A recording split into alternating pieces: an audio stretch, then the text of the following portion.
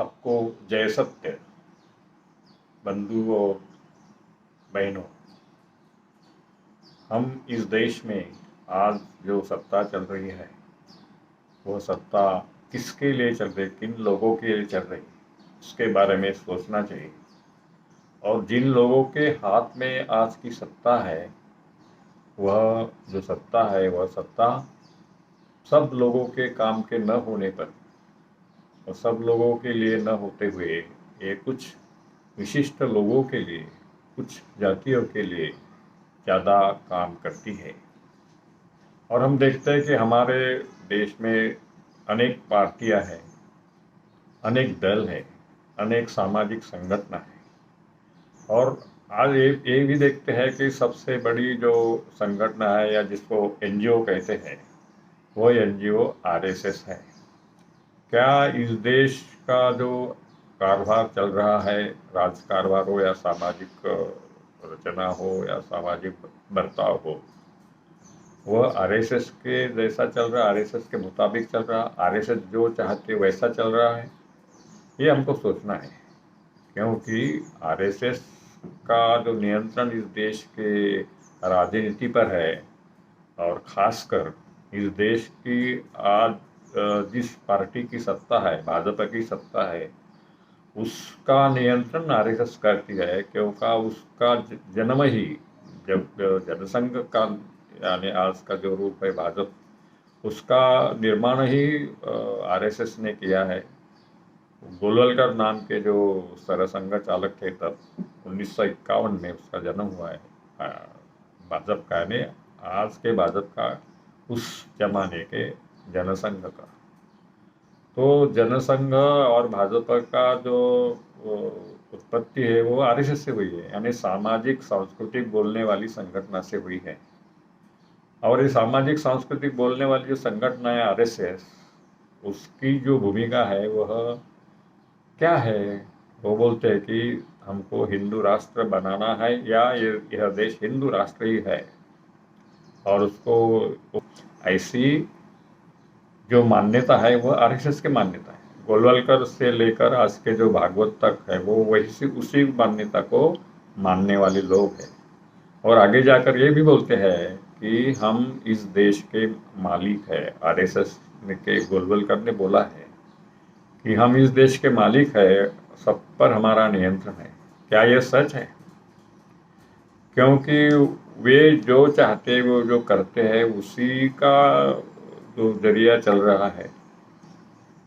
भाजपा की सत्ता जो है, भाजपा की सत्ता ने जो भी निर्णय लिया आज तक, वह आरएसएस ने जो बताया उसी को लागू करने का काम किया है। 370 कलम होगा या एनआरसी होगा या 3 कानून होगा, या ये जो सब कानून है ये नए बनाए हैं, जनगणना के खिलाफ का कानून हो, या ये सब जो बनाया है ये सब आरएसएस के मुताबिक है। तो आरएसएस जो बोलती है वही हो रहा है इस देश में। और जाति व्यवस्था को, वर्ण व्यवस्था को हिंदू राष्ट्र बोलते हैं।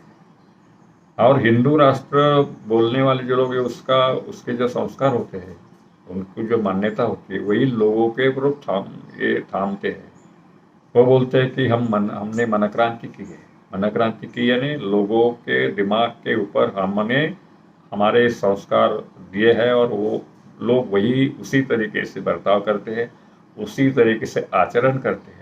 इसलिए हम बोलते हैं कि हम जो करते हैं वही चाहते हैं, वही लोग करते हैं। इसका मतलब है कि हमारा आदेश पूरी जनता मान लेती है। तो ये जो बात है ये मालिक जैसी है।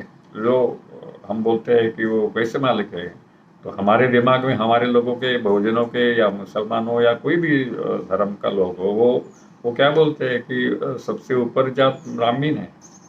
तो इसका मतलब है कि वो जो बोलते हैं वही लोग मानते हैं। तो इसका मतलब है कि उनकी जो, अगर आप किसी को ऊंचा मानते हो, इसका मतलब है कि आप खुद को नीचा मानते हो। तो जो लोग बोलते हैं कि हम नीचे है, शूद्र है, ओबीसी है, इसका मतलब है कि समान नहीं है।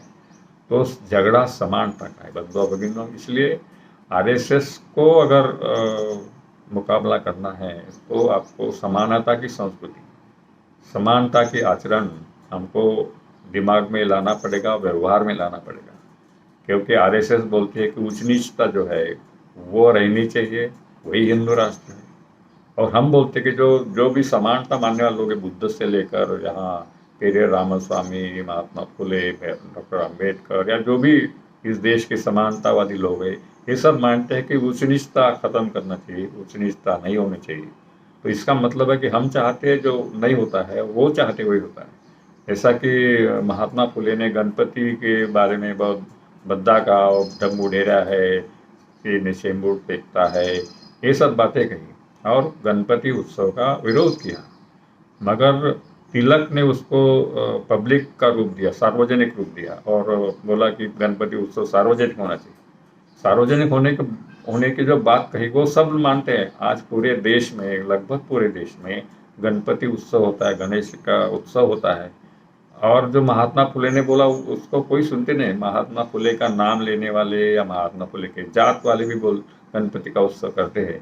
इसका मतलब है जो समानता का संदेश हम लोग स्वीकारते नहीं और विषमता वालों का संस्कार, जो शब्द उसको झेलते हैं, उनके मुताबिक चलते हैं, इसका मतलब है उनका ही विजय इस देश में है। गोलवलकर ने कहा था आखिरी दम तक कि हमारा विजय ही विजय है। और भाइयों बहनों, हमको लगता है कि उनका विजय और हमारा पराजय है। उस हमारे पराजय को अभी विजय में परिवर्तित करना होगा और समानता का लाभ लाना।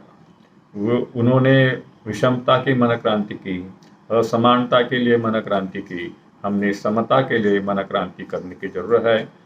मानवता निर्माण करने की जरूरत है, ऊंच नीचता खत्म करने की जरूरत है।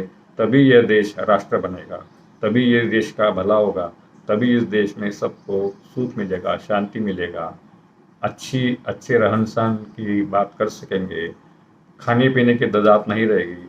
ऐसा समानता वाला राष्ट्र हमें चाहिए। हिंदू राष्ट्र का हम विरोध करते हैं। हिंदू राष्ट्र यानी ब्राह्मणों का राष्ट्र, उनकी मालकियत का राष्ट्र, वो हमें नहीं चाहिए। ऐसी हमारी कामना होना चाहिए, ऐसा हमारा प्रचार होना चाहिए। और हम इसलिए बोलते हैं कि आज जैसा कि आज मेरा जन्मदिन है और मेरा संकल्प है कि आपने जन्मदिन के पर्व पर आपने समता के विचार प्रकट करने का और समता के विचार फैलाने का काम करना चाहिए। लोगों को बताना चाहिए, जो लोग उनके चंगुल में हैं उनको बताना चाहिए कि आप समानता के अधिकारी हो, हकदार हो, और विषमता के लिए आप खिलाफ नहीं होना चाहिए, विषमता के खिलाफ होना चाहिए, समता के खिलाफ नहीं होना चाहिए, हिंदू राष्ट्र की बात नहीं सुनना चाहिए। ऐसा प्रचार करेंगे तभी हमको लगता है कि इस देश में कुछ होगा, नहीं तो हम वैसे ही रह जाएंगे।